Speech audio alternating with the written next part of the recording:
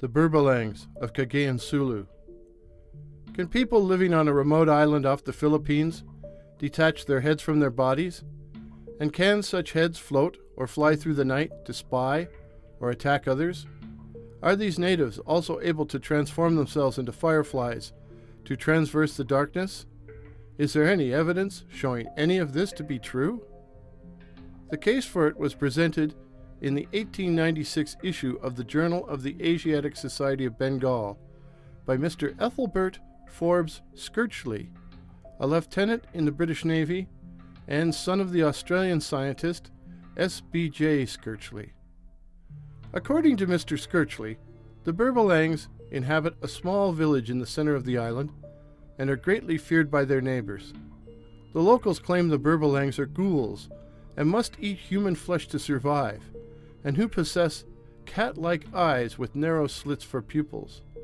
They dig up fresh graves and eat the guts of the dead. But sometimes there aren't enough dead, aren't enough corpses, aren't enough guts.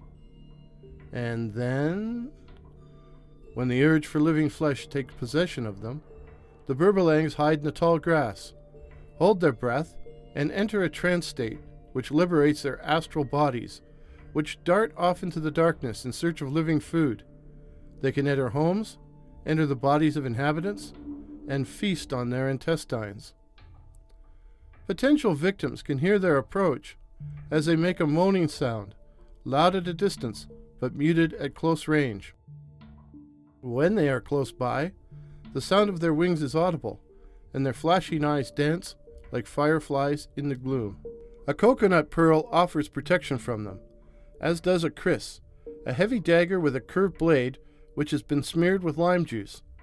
Lime juice is also sprinkled on graves to keep the Berbalangs at bay. But Mr. Skirchley was more a reporter than a folklorist, and was determined to visit the lair of the Berbalangs. At first no one would guide him, but finally one young man, Matali, agreed to go, rather reluctantly. They came within a half-mile of the village by 5 that evening, but Matali refused to go a step further. When Skirchley insisted, the young man gave him his kris and some limes. "If the Berbalangs offer you anything to eat," he said, "cut into a lime and sprinkle the juice on the food. It may be human flesh. The ghouls will feed flesh to the unwary, who then lose their souls and turn into ghouls themselves. But if you sprinkle the disguised food with lime juice, it will reveal that it is really human remains." Skirchley found the village deserted, the only living things being a few chickens and a solitary goat. He did find warm rice in basins, suggesting the inhabitants were about to start their evening meal when they disappeared. When the lieutenant returned to Matali and told him the village was unoccupied, the young man became agitated and told him they must leave immediately. Night fell as they made their way back. Halfway back, they heard a loud moaning sound, and Matali pulled Skirchley into the long grass and hissed at him to be quiet as the Berbalangs were coming. As the moaning died down, they could hear the sound of wings and saw reddish pinpricks of light like infernal fireflies pass overhead. When the moaning became loud again, Matali said the Berbalangs had gone and they could continue.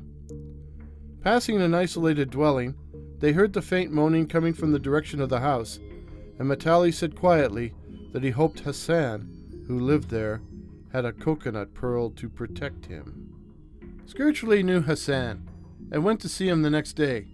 He found the house silent, and, having called out and receiving no answer, decided to go inside, where, in his own words, "I suddenly started back, for huddled on the bed, with hands clenched, face distorted, and eyes staring as in horror, lay my friend Hassan, dead." Mr. Skirchley concluded his account by stating he could give no explanation for what had occurred. But we can. The Berbalangs were obviously night floaters. The need for human flesh, dead or living, the ability to move through the air, their moaning sound, loud at a distance but fading as they approach, the reddish eyes like demonic insects, plus the ability to kill. all point to them being night floaters. The night floaters are a worldwide phenomena, a worldwide curse. But where the hell can you find a Chris or a coconut pearl in Canada? Skirchley, who was in the British Navy's Borneo service, died of wounds received in Penang in 1907. This report is based on accounts found in the following books: Oddities by Rubert T. Gould, and Even More Short and Shivery by Robert D. Souci. Remember, there are such things as night floaters. At night, always close your windows and draw your drapes. Pleasant dreams.